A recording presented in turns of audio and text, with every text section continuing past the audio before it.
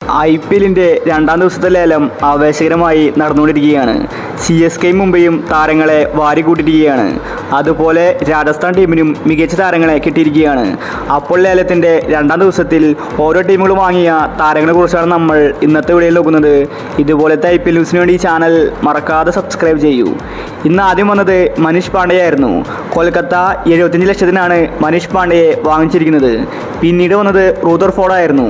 ഗുജറാത്ത് 2,60,00,000 റൂദർഫോർഡിനെ വാങ്ങിച്ചിരിക്കുകയാണ്. ഇതേ സമയം മുംബൈ ടീമിൻ്റെ സൂപ്പർ താരം ടിം ഡേവിഡിനെ RCB സ്വന്തമാക്കിയിരിക്കുകയാണ്. 3 കോടിക്കാണ് ടിം ഡേവിഡിനെ RCB വാങ്ങിച്ചിരിക്കുന്നത്. മുംബൈ ടീമിന് ടിം ഡേവിഡിനെ വാങ്ങാമായിരുന്നു. കുറവ് വിലയ്ക്കാണ് ടിം ഡേവിഡ് വിറ്റുപോയത്. എന്തായാലും RCBക്ക് ഇത് ലോട്ടറി തന്നെയാണ്. അതുപോലെ ദീപക് ഹൂഡയെ CSK വാങ്ങിച്ചിരിക്കുകയാണ്. ഹൂഡ മികച്ചൊരു ഓൾറൗണ്ടറാണ്. 1,70,00,000 ദീപക് ഹൂഡയെ CSK വാങ്ങിച്ചിരിക്കുന്നത്.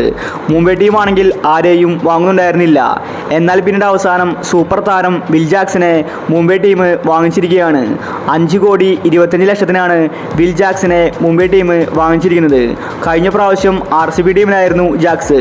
മികച്ച ബാറ്റിംഗാണ് താരം കാഴ്ചവെച്ചിട്ടുണ്ടായിരുന്നത്. RCB ടീമിൻ്റെ ഓപ്പണറായിട്ട് വിൽ ജാക്സ് കളിച്ചിട്ടുണ്ട്. അതുകൊണ്ട് അടുത്ത പ്രാവശ്യം രോഹിത് ശർമ്മയും വിൽ ജാക്സുമായിരിക്കും മുംബൈ ടീമിൻ്റെ ഓപ്പണിംഗ് സ്ഥാനത്ത് വരാൻ പോകുന്നത്. മുംബൈ ടീം അനാവശ്യമായിട്ട് താരങ്ങളെ വിളിക്കുന്നില്ല. അവരെ ടാർഗറ്റ് ചെയ്ത് വെച്ച താരങ്ങൾ മാത്രമേ മുംബൈ വിളിക്കുന്നുള്ളൂ. ബാക്കി ടീമുകൾ ഒരുപാട് താരങ്ങളെ വിളിച്ചെടുത്തു. ഏറ്റവും കൂടുതൽ നേട്ടമുണ്ടാക്കിയിരിക്കുന്നത് രാജസ്ഥാനാണ്. സഞ്ജുവിന് ഒരുപാട് മികച്ച താരങ്ങളെ ലഭിച്ചിട്ടുണ്ട്. അതുപോലെ പഞ്ചാബിനും. CSK ആണെങ്കിൽ താരങ്ങളെ വാരിക്കൂട്ടുന്നതിൽ മുൻപന്തിയിലാണ്. CSK ടീമിൽ വമ്പൻ താരങ്ങളാണ് വന്നിരിക്കുന്നത്. ഹൂഡ അടക്കമുള്ള താരങ്ങൾ CSK ടീമിലേക്ക് എത്തിയിരിക്കുകയാണ്. അതുപോലെ സാം കറൻ. എന്തായാലും മുംബൈ ടീം ദീപക് ചഹറിനെയും വാങ്ങിച്ചിട്ടുണ്ട്. അപ്പോൾ ഇതുപോലത്തെ IPL ന്യൂസിന് വേണ്ടി ഈ ചാനൽ മറക്കാതെ സബ്സ്ക്രൈബ് ചെയ്യൂ.